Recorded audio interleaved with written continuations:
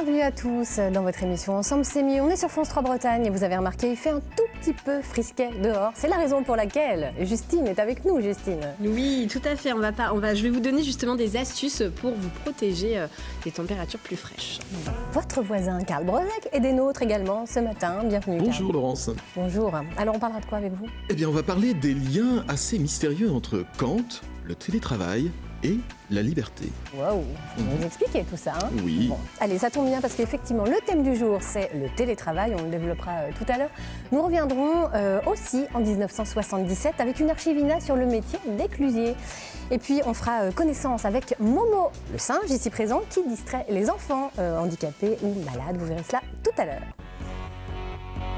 Voilà, on est ravis de vous retrouver. Vous avez tous la pêche, on voit ça en cette matinée. On va commencer, puisqu'on le disait tout à l'heure, c'est le télétravail aujourd'hui qui va nous tenir en haleine toute cette émission. Eh bien, une petite introduction en images. Oh, j'en ai marre de perdre du temps dans les transports. Je serai aussi bien chez moi pour bosser. Mets-toi en télétravail, c'est hyper pratique. Aujourd'hui, le télétravail a de plus en plus la cote. 29% des salariés le pratiquent, mais en moyenne seulement 7 jours par mois. Reste que la majorité des salariés, 56%, aimeraient bien y goûter. Pratiqué de façon régulière ou occasionnelle, il offre plein d'avantages. Supprimer le temps de transport, mieux concilier la vie professionnelle et personnelle, et même augmenter la productivité de 5 à 30%. Youpi! 77% des télétravailleurs se sentent plus épanouis dans leur travail. Le télétravailleur bénéficie des mêmes droits que les autres salariés. Congés, médecine du travail, etc. Et sachez que le télétravail ne repose que sur le volontariat. Nul ne peut y être contraint et un employeur doit motiver son éventuel refus. L'ordinateur, la connexion Internet, etc. peuvent même être pris en charge par l'entreprise, au moins partiellement. Mais si la plupart des télétravailleurs réguliers apprécient d'avoir plus d'autonomie, un tiers d'entre eux regrettent aussi leur bureau et leurs collègues. 65% se sentent isolés. Le télétravail, c'est bien, mais il faut savoir doser. Ben oui, on les aime bien, ces collègues, hein. Évidemment. On va aller un peu plus loin sur ce sujet. On va creuser avec vous, Maître Balu-Goujon. Oui. Bonjour. Bonjour. Vous êtes avocate. Pourquoi d'abord le télétravail a-t-il fait l'objet d'une législation ? Dites-nous. Il n'y en avait pas avant, donc on était obligé de faire un avenant au contrat ou prévoir au contrat en amont. Donc maintenant, c'est beaucoup plus souple. Depuis 2018 ? Oui, depuis 2018, depuis Emmanuel Macron, donc qui avait ça en fer de lance. Et c'est vrai que moi, je vois l'évolution dans mes demandes. Il y a beaucoup plus de demandes de télétravail et c'est surtout beaucoup plus facile à mettre en place puisque, à la limite, si on prévoit bien toutes les modalités pratiques, un accord par mail pourrait suffire. D'accord. Alors, en quoi les ordonnances Macron, du coup, ont simplifié le télétravail ? Alors avant, une des problématiques, c'était le remboursement des frais. Donc vous voyez, il y a une connexion Internet, le téléphone. Il fallait vraiment prendre à la proportion de l'utilisation pour un remboursement concret. Maintenant, il y a la possibilité de faire un forfait qui permet de rembourser le salarié de ses frais. Donc les conditions, les modalités pratiques, tout est développé dans ces ordonnances ? Oui, c'est ça. Alors le mieux pour l'employeur, c'est de prévoir une charte qui prévoit toutes ces modalités, qui peut avoir le droit au télétravail, dans quelles conditions, sur quel temps de travail. Tout est prévu dans une charte. Et s'il n'a pas eu le temps de le faire ou si c'est une demande du salarié, ils peuvent prévoir aussi entre l'employeur et le salarié les modalités pratiques. D'accord. J'ai envie de poser la question à cette tablée, on va dire ça comme ça. À cette tablée sympathique. Tablée qui boit des bolets. Bien sympathique. Est-ce que vous avez déjà pensé les uns et les autres à faire du télétravail ? Bah moi j'y pense beaucoup, mais comme je suis prof, ce sera un peu compliqué. Mais ceci dit, pourquoi pas, faire les cours en live sur Skype ou autre. Ça peut être une solution d'avenir. Hein. Justine ? Oui, moi j'en fais déjà un petit peu, parce que mes rendez-vous sont à l'extérieur et quand effectivement je fais du travail de bureau, je suis chez moi. Mais j'aime bien. Sébastien, vous aimeriez pouvoir en faire, le métier de recruteur permet de faire du télétravail de manière très forte. Donc c'est très intéressant. Ouais. Nadia ? Forcément, en enseignant-chercheur, moi aussi je travaille aussi chez moi, sur mon ordinateur, donc je fais un peu de télétravail. Et vos collègues vous manquent parfois aussi, oui, comme clairement. tous les télétravailleurs. On va écouter tout de suite la question d'une téléspectatrice, elle s'appelle Véronique. Je suis comptable de métier, donc une activité très concernée par le télétravail. Est-ce que pour vous, dans le Code du travail, est-ce que les règles donc, qui s'appliquent aux salariés qui se déplacent en entreprise sont les mêmes que ceux qui pourraient effectuer leur emploi en télétravail, c'est-à-dire du point de vue juridique, du point de vue du temps de travail, du point de vue des pauses, du point de vue des frais. Voilà. Eh bien, écoutez, je vous remercie beaucoup pour votre attention et pour votre réponse. Alors, maître, pouvez-vous répondre à la question de Véronique ? Oui, ça a été rappelé par la loi. Il doit y avoir une égalité entre les salariés et les droits sont identiques. Vraiment identique. Vraiment identique, notamment sur le temps de travail. On peut se dire, on peut être dérangé à n'importe quel moment de la journée. Non, si on est aux 35 heures, par exemple, 8 heures de travail, on a des plages horaires qui sont définies par l'employeur, ou ce sont les mêmes qui s'appliquent quand on est au travail. On ne peut pas être joint à un moment différent. Voilà. D'accord. Est-ce que l'employeur peut refuser d'accorder ou imposer carrément le télétravail ? Alors, imposer, non, puisque c'est un double volontariat, c'est une initiative du salarié ou de l'employeur, mais il faut un accord des deux parties. Donc, non, il ne peut pas l'imposer. Alors, parfois, les conditions climatiques, notamment, peuvent inciter l'employeur et le salarié à dire oui, mais il faut l'accord des deux. D'accord. Qu'en est-il du télétravail ponctuel ? Oui, que ça, alors c'est ce que je disais, les conditions climatiques, ça peut être du travail ponctuel. Voilà. Il neige, par exemple, pendant une semaine, tout est bloqué. C'est une très bonne solution. Les grèves aussi, là, qu'on va avoir le mois prochain. Oui, à mon avis, je vais être sollicitée. Pas mal, il y a des chances. Que se passe-t-il, maître Baliboujan, si un salarié, par exemple, se blesse chez lui ? On vous pose des questions très, très pratiques. Oui, c'est vrai. Voilà, on est vraiment dans ces cas concrets. Ça reste un accident de travail. Ça ne se passe pas sur le lieu de travail, le bureau concrètement, mais c'est chez soi, c'est sur le temps de travail. Donc, il faut bien penser, lorsque ça nous arrive, à informer son employeur qui fera une déclaration d'accident de travail. Donc, avec la prise en charge, tous les avantages qui vont avec. D'accord. Le télétravail, vous savez combien ça concerne de personnes finalement ? Est-ce qu'il y en a de plus en plus ? Alors, oui, ça reste assez limité sur le télétravail sur toute la semaine. Beaucoup se développent sur une journée. Alors, souvent, c'est le vendredi pour terminer sa journée, puisqu'on est plus efficace, ça a été démontré. Vraiment démontré. Oui, vraiment démontré. Mais oui, ça reste 3% de personnes qui travaillent vraiment toute la semaine de chez eux. Ça risque d'augmenter. C'est une évidence. Aux Pays-Bas, ils sont à plus de 30% et c'est un mouvement qui satisfait tout le monde puisqu'on a plus de productivité. Reste encore pour les employeurs la crainte que le salarié regarde la télé plutôt que le travail. Mais je pense que ce n'est pas la réalité. Et puis, il y a aussi l'impact écologique. Ah ben oui, c'est aussi c'est aussi, j'ai l'impression, en augmentation parallèlement à ce qu'on appelle aujourd'hui le management de la confiance. C'est-à-dire que souvent, effectivement, les employeurs laissent un peu les employés se débrouiller par eux-mêmes de façon à ce que le travail soit fait, mais qu'importe la façon dont c'est fait. Et finalement, ça rejoint complètement cette idée de télétravail. Oui, ce qu'il faut au niveau managérial, c'est bien prévoir les objectifs et voilà, vérifier à la fin qu'ils sont bien satisfaits. Mais c'est la même chose de chez soi ou au travail. Puis ça va aussi avec les mouvements de coworking, toutes ces entreprises idées. libérées, voilà, des problématiques de locaux qui font qu'on a besoin de place. Donc, si on peut libérer 1 ou 2 bureaux dans la semaine, c'est bien aussi. Et puis l'écologie, effectivement, parce qu'on passe moins de temps dans sa voiture. Et ça me mène vers vous, Sébastien. Vous avez vu un peu la transition ? Waouh. On va parler de télétravail aussi avec vous, justement, sous ce volet-là, un petit peu, on va dire ça. Alors exactement. Alors au moment d'écrire cette chronique, je suis d'abord allé voir mon petit garçon de 10 ans, savoir s'il savait ce que c'était que le télétravail. Et là, il me dit, bah oui, papa, c'est quand tu travailles à la télé. Excellente réponse, hyper logique. Donc j'arbore mon air le plus sérieux vis-à-vis de mon petit et tendre rejeton. Et je lui dis, bah non, tu vois, c'est pas, le télétravail, c'est pas travailler à la télévision, mais travailler à la maison. Et là, il me dit, ah ouais, comme ça, tu pourrais jouer à la PS4 comme tu veux, quoi. Donc justement, sans le savoir, il mettait le doigt, on vient d'en parler tout à l'heure, sur ce qui freine les entreprises à développer le télétravail, c'est la suspicion de ce que j'appelle la glandnéantise. Donc c'est un mot inventé pour l'occasion, le mix entre glander et fainéantise. Exactement. Et oui, parce que quand on prononce le mot télétravail, vient souvent cette image de la personne avachie sur son canapé, tel un empereur romain avec sa grappe de raisin dans la main, son ordinateur dans l'autre, à qui on envoie des messages toute la journée et qui ne répond pas. Bon, alors que pas du tout, hein, on sait bien, puisque un des principaux avantages de ce mode de fonctionnement, c'est l'efficacité, on vient de le dire on avec vient de le dire Baliboujan. exactement, Laurence. Si on prend juste les trajets, je me suis amusé à regarder les trajets. Et personnellement, ça me prend 20 minutes pour aller sur mon lieu de travail. Je me dis, tiens, le matin, le soir, 40 minutes par jour. Ok, je suis un peu léger, mais 40 minutes. 22 jours par mois, j'ai multiplié ça par 11 en me disant, il y a un mois où je ne travaille pas, je suis en vacances. Et je vous la fais courte, je suis arrivé à 7 jours complets sur une année. Et là, je me suis dit, ah ouais, Sébastien, en fait, tu passes 7 jours dans ta voiture, et après, je suis allé plus loin, j'ai dit, et je paye pour ça, parce que je paye l'essence. J'ai calculé, et du coup, le nombre de plein, ça me fait 770 €. Donc je paye 770 € pour passer une semaine dans ma voiture. Dans ma voiture. Et là, je me dis, OK. Donc, je vous propose tout simplement de vous expliquer, de donner des conseils comment faire pour faire du télétravail, demander du télétravail à votre boss. D'accord ? En différentes étape par étape. Parce qu'il faut y aller étape par étape. Ouais.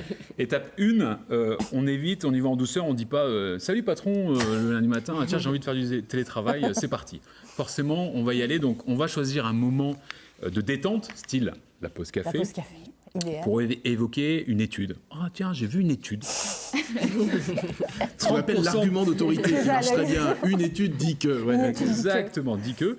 Voilà. Et je me dis, tiens, je testerai bien une journée par semaine, juste pour voir qu'est-ce que vous en pensez. Point d'interrogation. Donc, et là, l'employeur avale son café cul sec. Exactement. Non, mais on amène l'argument, l'air de rien, à partir d'une étude. Étape 2. Forcément, on y va, on teste cette journée. On n'hésite pas à envoyer des mails le jour de sa journée test de télétravail pour bien rassurer son patron de la fameuse gnangnattise.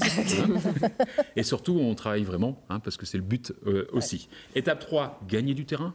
On a fait une journée, puis on dit j'aimerais bien qu'on se pose ensemble, monsieur le boss, pour faire un point simplement sur cette journée efficacité. Puis de faire style. Je me trouve plus productif, je me sens mieux, je passerai bien à 2 jours. Et on y va petit à petit. Étape 4, il n'y a pas d'étape 4, parce qu'à un moment donné, il faut savoir s'arrêter. On en parlait tout à l'heure dans le sujet. C'est-à-dire qu'à un moment donné, si on va trop loin dans le télétravail, on a tendance à se désociabiliser, c'est-à-dire on a besoin d'interaction sociale, l'humain a besoin d'interaction, on a besoin de passer dans l'entreprise, de voir ses collègues. Voilà. Et je finirai cette chronique par une citation trouvée sur la toile et qui colle parfaitement à mes propos, qui est « Qui cherche à trop vouloir gagne à trop en avoir pour finir au placard ». Ça, c'est de la philo, quasiment. Ça veut dire quoi, Sébastien ? Ça veut dire qu'il faut se limiter à 2 jours par semaine ? C'est l'idéal C'est pour le vraiment télétravail ? au cas par cas. Il y a des métiers, en effet, où c'est compliqué d'être en télétravail, mais il y a des métiers, dans le recrutement, forcément, c'est largement possible. Mais on peut, soit un vendredi, soit un lundi, trouver des moments. Ça peut être 2 jours, ça peut être 3 jours. 3 jours, ça commence à devenir compliqué en termes d'interaction, parce qu'on a besoin de communiquer avec les autres, d'avancer, de se motiver, de ne pas rentrer dans une routine et de ne pas se sentir seul. Isolé. Donc, voilà, sur certains métiers, 2 jours, je trouve que c'est l'idéal. Après, c'est vraiment... Il y a des personnes qui ne veulent pas de télétravail, qui ont besoin de venir le matin. C'est comme les congés illimités dont on entend dans certaines sociétés. Il y en a certains qui me disent « Ah, mais moi, je ne veux pas ça. Je veux pas ça. Non, moi, je veux mes 5 semaines. Je veux que ça soit clair. » Parce que le télétravail, souvent, est assimilé quand on l'instaure dans une entreprise. Les autres regardent l'autre et disent « Ah ouais, il est resté chez lui aujourd'hui. Ah ouais, donc lui, il ne fait rien. » Enfin, il y a cette suspicion.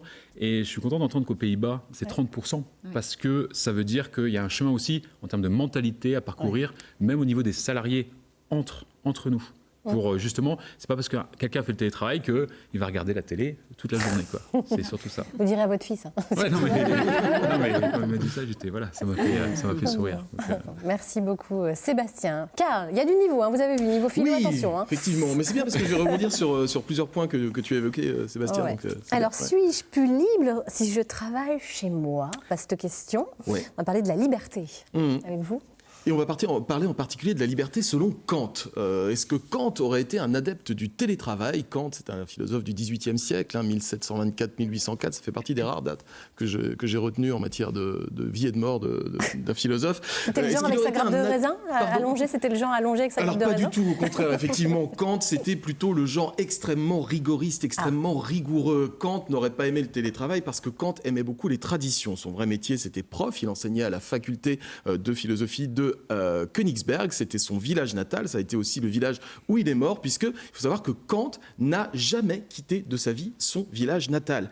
Plus casanier que lui, c'était totalement impossible. On raconte qu'une seule fois, Kant a quitté les limites de Königsberg, un jour où il a couru au-devant de la malle-poste qui apportait des nouvelles de la Révolution française. Sinon, il n'a jamais sorti de chez lui, jamais sorti de sa ville. On raconte beaucoup de choses sur Kant. Il était atteint de TOC, vous savez, les troubles obsessionnels compulsifs qui peuvent vous gâcher totalement la vie.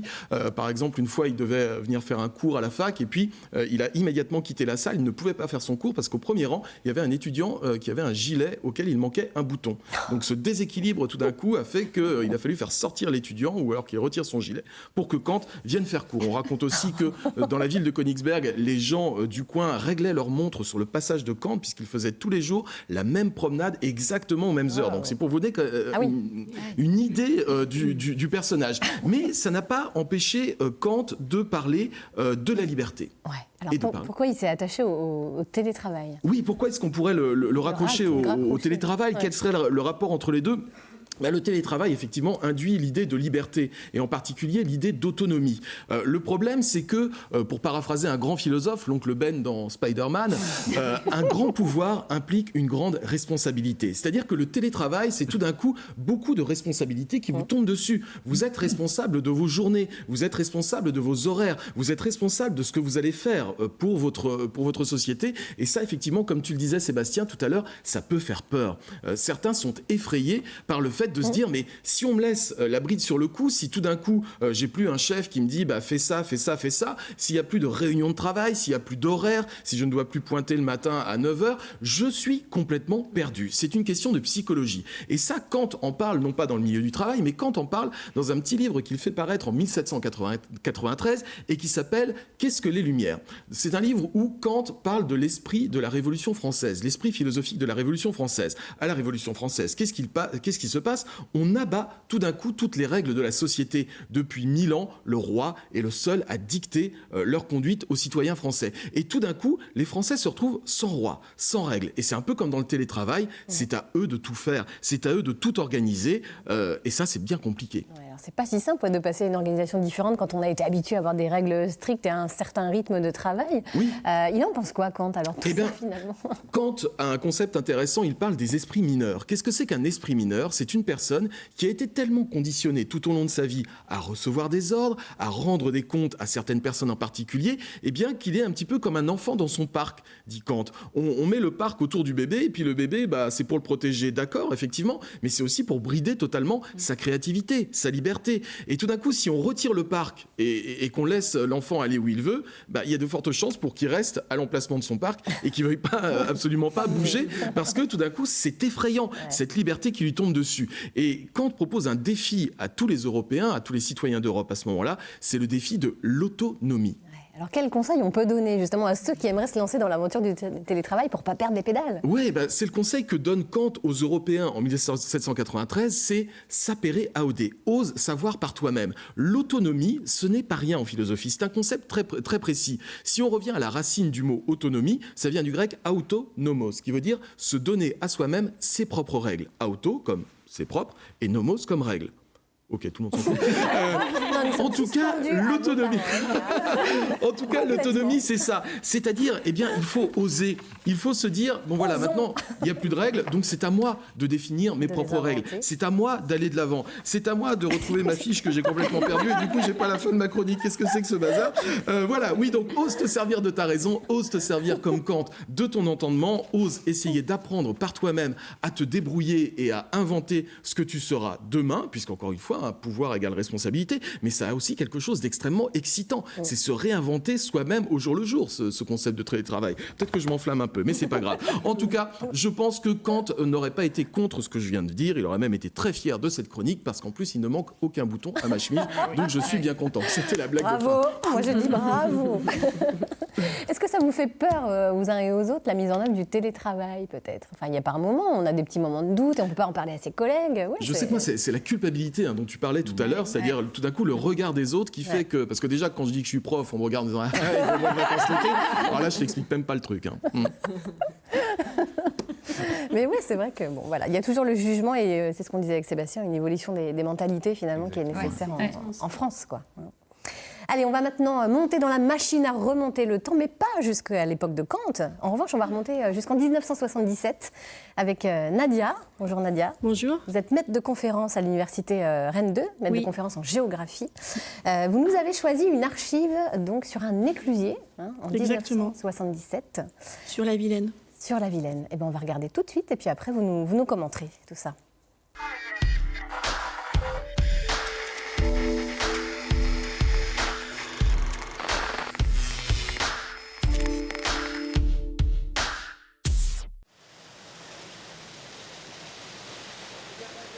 Est-ce que quelquefois, quand on est éclusier, on s'ennuie pas un peu?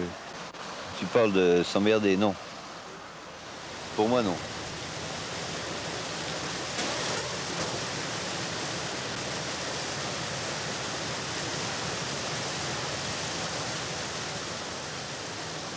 Le gros du trafic, là, comme la Lucienne qui passe, là, c'est un trafic de courte distance qui va de Rennes à où?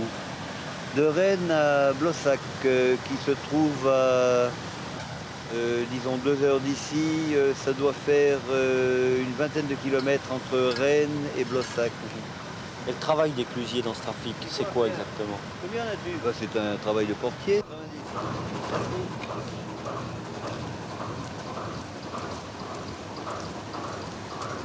Ils ont dû ouvrir le cabinet vert et puis Saint-Martin doit être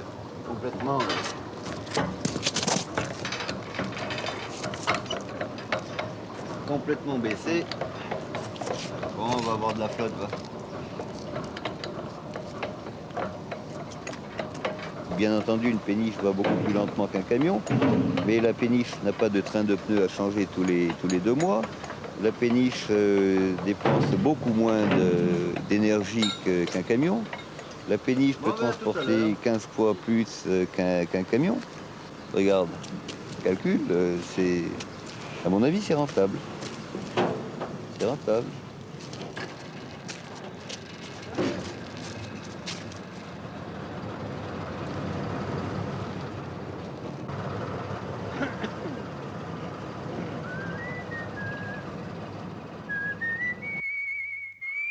Les rois du canal, ce sont les artisans.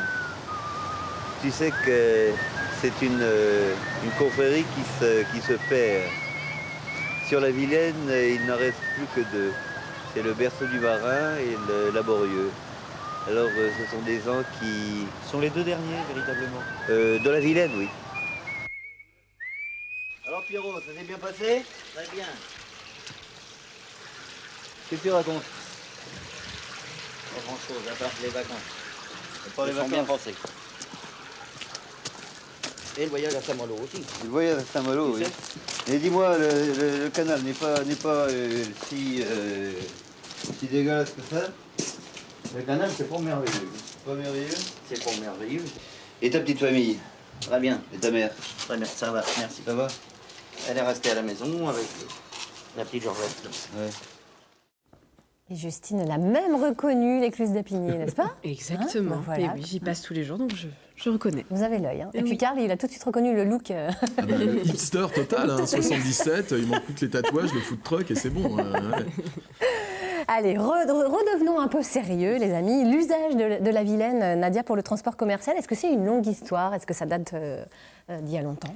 Oui, donc c'est une longue histoire. La demande d'aménagement de la rivière de la Vilaine pour l'usage commercial, ça date du XVIe siècle. Ah oui. À partir de ce siècle-là, notamment la ville de Rennes a demandé à ce que la rivière soit aménagée pour permettre le transport commercial.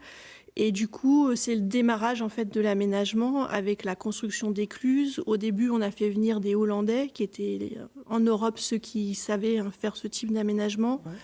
Des gens du bassin de la Loire, des Italiens. Et finalement, en fait, c'est des financiers plutôt locaux qui ont démarré cet aménagement avec 10 écluses qui ont été construites entre Rennes et Redon. Et donc, qui ont permis de sécuriser un peu ce transport commercial au XVIe siècle. Alors ce type de transport commercial, il devient même assez vite essentiel. Hein, il perdure tout le 18e. Exactement, donc le 18e, on appelle ça un peu l'âge d'or de la navigation en France, globalement, et particulièrement sur la Vilaine.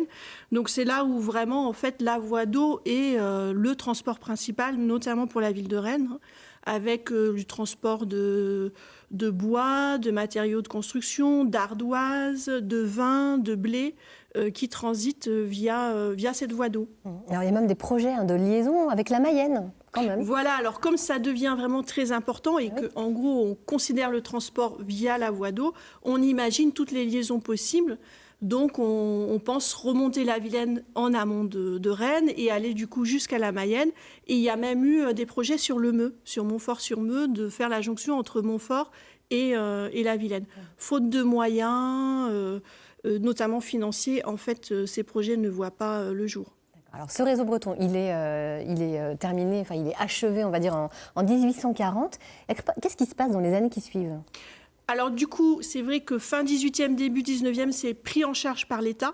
C'est les services des ponts et chaussées qui vont finaliser en fait ce qu'on connaît aujourd'hui. Et c'est régionalisé puisqu'il y a vraiment une conception à l'échelle de la Bretagne avec le canal de Nantes à Brest. Et puis pour nous à Rennes, le canal d'Ille-et-Rance qui du coup se termine en 1833. Et tout ça, ça se finalise début du 19e. Sauf qu'à ce moment-là arrive le train. Et très vite, évidemment, la concurrence devient importante parce que nos canaux bretons, ils sont petits, ils ont un tirant d'eau faible et du coup, on ne peut pas agrandir les péniches. On le voit sur l'archive, ce sont des petites péniches et du coup, très vite, le train devient trop concurrentiel par rapport à cette voie d'eau, en fait. Il est vrai, on entend dire que le mouillage sur la Vilaine et sur l'île, c'est 1,60 m. Voilà, donc c'est petit et on voit que l'écluse est resserrée, donc une largeur faible de la voie d'eau qui fait qu'on ne peut pas transporter beaucoup. Et du coup, ça va décliner, en fait, quasiment dès la fin de la construction des canaux. On a lentement un déclin de ces voies d'eau. Et ça va perdurer tout le XXe siècle, une déclinaison. On a quand même en 1910 encore à peu près 2700 bateaux qui transitent entre Rennes et Redon sur l'année, avec plus de 166 000 tonnes de matériaux qui sont transportés. Essentiellement, toujours pareil, de la construction, du bois, du charbon après, au XXe siècle. Voilà, donc l'archive, en fait, c'est la fin. D'ailleurs, il le dit, il ne reste plus que 2 bateaux en 1977. Donc c'est qui transite. On va vers la fin de la batellerie, comme on dit, commerciale sur la Vilaine. Du coup, c'est vraiment exactement, et c'est en fait la dernière année du passage des bateaux commerciaux sur la Vilaine, 1977. On voit dans l'archive que c'est vraiment une activité très commerciale en cette fin de XXe siècle, très commerciale, très familiale, On voit la famille avec les enfants. La personne dit qu'en fait, c'est sur des courtes distances. Donc, en fait, les bateliers, ils circulaient sur la Vilaine et sur les canaux bretons, mais ce n'était pas des grands transits. Les éclusiers, évidemment, connaissaient très bien ces familles. Là, on voit que l'éclusier, c'est un monsieur, mais traditionnellement, les écluses étaient tenues par des femmes. C'était un métier de femme qui était transmis dans les générations. Et du coup, aujourd'hui, ça a pris, maintenant, c'est simplement la batellerie de loisirs, puisque on transite sur ces canaux-là plutôt l'été, alors qu'avant, c'était plutôt l'hiver. Et il y a encore beaucoup d'éclusiers Alors, il y a encore quelques éclusiers qui vivent à l'année, mais c'est plutôt de l'emploi saisonnier. Et toutes les écluses ne sont plus habitées, alors qu'avant, toutes les écluses étaient habitées. Aujourd'hui, un éclusier peut être responsable de plusieurs écluses. On a appris plein de choses. Vous saviez tout ça, vous ? Non. Bon. Alors, est-ce qu'elles sont tenues par des femmes aujourd'hui C'est ça la question. Alors, oui. Moi, par exemple, j'ai des étudiantes qui ont fait ce travail-là. Donc, il peut y avoir des femmes, mais c'est plus réservé aux femmes. En fait, souvent, c'était la femme qui tenait l'écluse et l'homme, en fait, s'occupait du chemin de halage, de l'entretien. Disons que les hommes éclusaient aussi beaucoup, mais d'une façon... Eh oui. Je ne sais pas. Merci Nadia pour cet éclairage. Merci beaucoup. Allez, comme chaque mercredi, on va retrouver Billy. Et vous savez qu'il va à la rencontre de nos belles associations bretonnes. Et bien aujourd'hui, ce sont les amis de Momo le singe qu'il a rencontrés. Je vous laisse faire sa connaissance. Le vrai, pas celui-là, le vrai. Bonjour Gérard. Bonjour. Et bonjour Momo, c'est ça ? Bonjour. Bonjour jeune homme. Alors, on est venu vous rencontrer ce matin parce que vous avez une association qui s'appelle les Amis de Momo le singe. Tout à fait. Oui. Alors, raconte-nous un peu Gérard ce que c'est que cette association. Alors, cette association a pour but de distraire les enfants malades ou en situation de handicap. D'accord. Soit dans les hôpitaux, soit dans des structures spécialisées de type IME, Institut médico-éducatif. Institut médico-éducatif. Donc des enfants qui sont uniquement handicapés, c'est ça ? Non, ils peuvent être malades. Par exemple, un enfant qui a un cancer, il n'est pas handicapé. D'accord. Apparemment, mais il est malade. Voilà, c'est ça. On intervient à domicile aussi. Ah ouais, alors raconte-nous un peu Momo. Donc tu viens dans les hôpitaux, c'est ça ? Oui, en France. Ok. Ah, en France entière ? Oui. Donc vous n'êtes pas seulement une association bretonne ? Non, on est du côté de Saint-Étienne, à Roanne aussi. Ah oui, d'accord. Là, ils interviennent vraiment dans l'hôpital. Et ça fait combien de temps que vous existez ? Ça fait un peu plus d'1 an. Un peu plus d'1 an, d'accord. Et quelques jours. Donc en Bretagne, dans le sud, comment est-ce que Momo intervient auprès des enfants? Alors oui, j'interviens avec des copains bénévoles tous les jeudis en IE, par exemple à Grandchamp. Et en fait, on fait des ateliers sensoriels pour réveiller leurs sens. Car il y a des autistes qui sont un petit peu dans leur petite bulle. Et moi, je suis là, en fait, à faire les mêmes actions, les mêmes gestes pendant 1 heure pour essayer de les captiver et de les construire dans leur vie médicale. Voilà. C'est vrai que c'est perturbant parce que pour le coup, ça reste donc une peluche. Mais même moi, qui ne suis pas un enfant en difficulté, je suis touchée par... pas l'être vivant, mais enfin, il y a quand même une certaine complicité qui se crée. Oui, il y a du magnétisme en fait, qui se dégage de Momo. Donc, on vient vous chercher ou vous allez vers les autres? Comment ça se passe? Alors, donc, on a institué ce qu'on appelle les visites à domicile, c'est-à-dire qu'on peut aller au domicile des enfants malades ou en situation de handicap, avec Momo s'il est disponible. Donc là, pour aller à domicile, il faut qu'on vous passe un petit coup de fil voilà, et c'est tout. Voilà, donc appelez le siège de l'association et puis donc là, on vous donnera tous les renseignements qui sont nécessaires pour qu'on puisse venir. Alors, on ne peut pas toujours forcément venir, ça dépend de l'éloignement géographique. Et de la disponibilité et de la disponibilité doit être, et des bénévoles, puisqu'on fait aussi d'autres choses. On a un clown, on a du maquillage, on a un certain nombre donc vous faites aussi un spectacle d'animations autour festives. de Momo. Oui, tout à fait. Il y a des animations et ce que je fais avec les copains, en fait, c'est d'essayer de les distraire pour qu'ils oublient entièrement leur maladie pendant 1 heure ou 2. D'accord, ok. Voilà. Donc le but, c'est ça. Le but, donc, on peut répéter un peu, c'est que le but, c'est de créer un petit peu un divertissement, une rupture dans le quotidien, quoi. Voilà, c'est ça. C'est bien. Tu comprends vite, hein. Merci, je prends le temps d'écouter ce que tu me dis aussi, c'est pour ça. Donc aujourd'hui, vous avez combien d'adhérents ou de bénévoles? Comment ça se passe? Alors aujourd'hui, on a à peu près une bonne 50aine d'adhérents. En un an, c'est déjà beaucoup. C'est pas mal. Hein. Et puis donc à peu près le même chiffre pour les bénévoles. Sachant qu'on peut être aussi en même temps bénévole et adhérent. Ok, donc on peut cumuler les tâches, là, c'est pas un souci.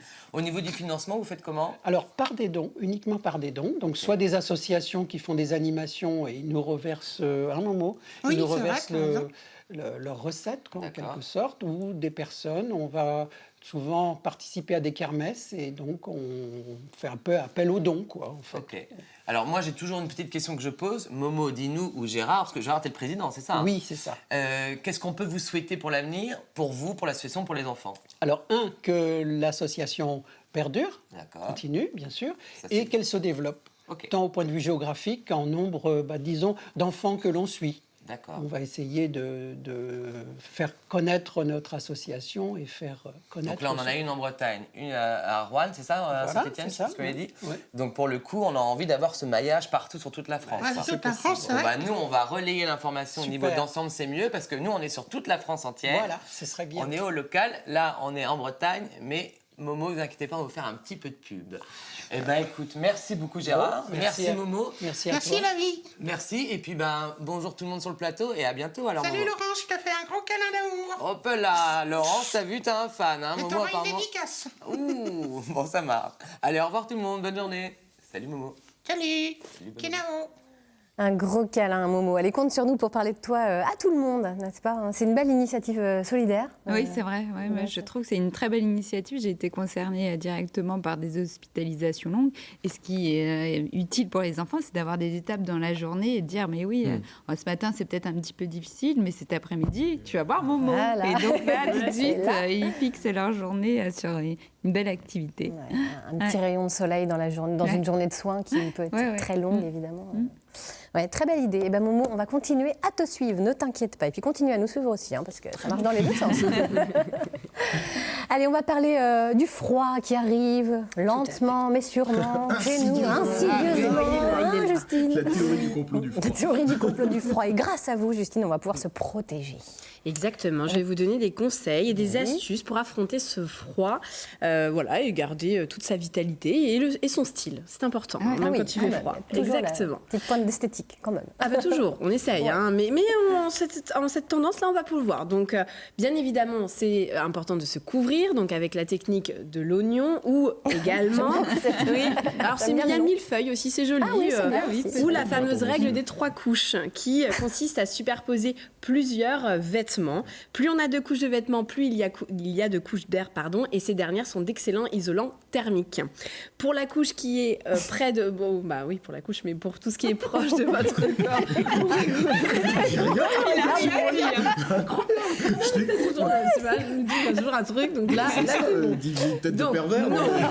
Pour la couche qui est près de votre corps, on va favoriser le coton, les fibres naturelles, ou pour les plus frileuses, du cachemire, voire même du thermolactyle. Ensuite, il y a votre pull, ou une bonne polaire, hein, toujours pour les bonnes frileuses, ou les frileux. Et puis ensuite, il y a votre manteau, ou un imperméable, s'il pleut. Alors, est-ce qu'on favorise les cols roulés? Oh oui. Quand même, ça. Oui. Oui, et c'est tendance. Hein. Là, toutes les influenceuses l'ont adopté. Le col roulé, le pull à col roulé est vraiment... Alors, pas l'acrylique qui gratte et qui fait des étincelles quand on l'enlève, hein, parce que... Non. Le beau pull à col roulé, comme on peut le voir de toute façon à l'écran. Si on a le visage fin, on va favoriser le col roulé près du corps, qui a tendance à allonger encore plus le port de tête. Si à l'inverse, on a un visage plutôt rond, on va choisir un col roulé plutôt boule et un peu lâche pour justement... dégager le visage. Et voilà. Et vous n'avez pas mis votre col roulé, vous? Non. Ça y est, la voix est... Non, moi je suis un petit peu effectivement dégagée. Il y a le col cheminé aussi, Justine. C'est tendance en ce moment ou ça l'est plus du tout? Parce que cheminé, ça monte un petit peu, mais c'est pas enroulé comme ça. Avez-vous lu ma chronique ou pas? Effectivement, pardon, excuse-moi. On se connaît, on se comprend tellement et il me lit dedans. Mais... Là non plus, je dis rien, c'est toi qui... Voilà.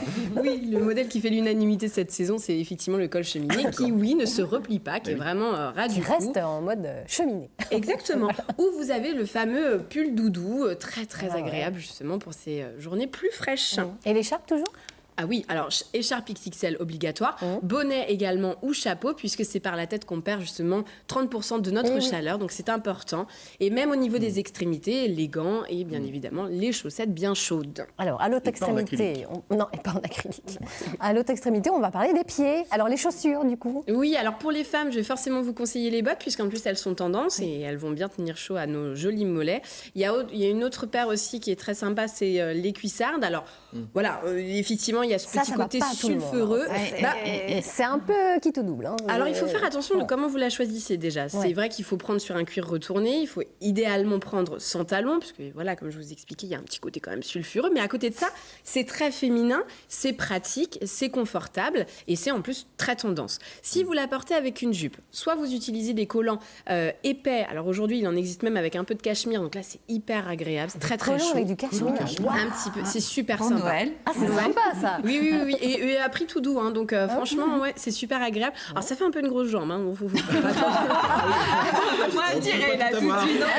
Avec ce cuissard, ce sera pas gênant. Sinon, vous avez le fameux collant opaque qui, lui, pour le coup, va être un petit peu plus épais. Et puis, si vous utilisez un collant fin, n'hésitez pas à le doubler. Alors, c'est pas super confortable, mais c'est une astuce. Ah oui, un collant l'un sur l'autre, deux collants l'un sur l'autre. Oui. On peut même porter un legging quand vous avez des pantalons un peu plus fluides, limite 7/8e qui arrive donc à la cheville. Vous portez un legging en dessous. Ah bah par contre c'est génial. C'est sûr. Là oui je teste. Pour les messieurs. Alors pour les messieurs, on va favoriser les boots. Parce que les cuissards pour les messieurs non. Bah Francis Lalanne. Le catogan. Le Jack Sparrow. Oui. Je préfère Jack Sparrow. Donc en fait voilà, donc on va favoriser plutôt les boots. Alors avec des lacets pour un côté un petit peu plus roots ou sans avec la bottine donc Chelsea. Par contre, il faut quand même favoriser une semelle assez épaisse et puis avoir vos chaussures bien imperméabilisées. Oui, c'est mieux. On prend soin de sa peau aussi? Oui, on prend soin de sa peau. On l'adore. Exactement. On la nourrit. Les hommes aussi. Et les hommes aussi. Mais tout le monde, et même les enfants. Là, soumis aux variations du chaud et du froid, on voit généralement des petites apparitions tout simplement apparaître, comme des rougeurs, des démangeaisons. Et donc, c'est important d'avoir une hydratation très riche, de se faire plaisir également avec des bons masques nutritifs ou une huile végétale qui va vraiment venir nourrir en profondeur l'épiderme. Et on fait attention aussi à nos lèvres, parce que souvent, c'est toujours un peu compliqué cette partie-là. Et donc, on n'hésite pas à mettre un baume à lèvres, justement, pour éviter l'effet lèvres gercées. Est-ce que vous avez une dernière astuce, une petite astuce? Oui, l'astuce imparable pour ne pas souffrir du froid en sortant de chez vous, c'est de mettre une Restez petite... chez vous. Mais pas que, on peut mettre nos vêtements sur le radiateur une dizaine de minutes, l'idée n'étant pas de faire flamber votre maison, c'est juste d'avoir un petit côté un peu chaud. Pour le coup, on aura chaud. Mais bon, voilà. Mais pour les enfants, c'est bien, parce que je trouve qu'il faut vraiment sortir un petit peu, légèrement, et puis on peut plus faire ça sur tous les radiateurs, mais en tout cas, c'est une petite idée. C'est pas mal. Moi, je fais ça pour les pyjamas des enfants. Bien après la douche, hop, ils sont là, pyjamas. C'est pas mal. Allez, on parle de la doudoune quand même. Oui. L'accessoire incontournable en hiver, évidemment. Est-ce qu'il y a des tendances pour cette saison? Là, on est en plein dans la tendance de la doudoune. Alors, c'est super parce que pour le coup, on va avoir bien chaud. Et en plus, voilà, effectivement, c'est tendance. Mais alors, quel type de doudoune? Parce qu'il y a plein de modèles différents. Là, peu importe, que ça soit court, long, coloré, noir, très cintré ou oversize. Là, on peut vraiment se faire plaisir. Alors, bien évidemment, il faut faire attention à sa morphologie. Si vous êtes toute petite et toute menue et si vous utilisez une doudoune très longue et large, ça va être compliqué. C'est n'importe quoi. Mais ça va être compliqué. Mais comme vous pouvez voir à l'écran, j'essaye de vous montrer ce qui se passe. C'est plutôt assez intéressant puisqu'il y a plein de styles différents. Et même aujourd'hui, parce que souvent on se dit je suis ronde, la doudoune. Eh bien non, il y a des modèles très très sympas qui vont être un peu cintrés à la taille. Et je crois même qu'après, il y a les hommes.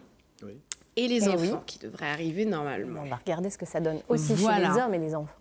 Voilà, c'est un petit côté décontracté, mais on peut aussi le positionner sur un vêtement un petit peu plus chic, une chemise. Mal, avec la doudoune, le côté un peu bonhomme Michelin, ça m'a toujours un peu gêné. Oui, mais regarde, il y en a qui sont un peu moins matelassés, donc ils donnent moins cette impression.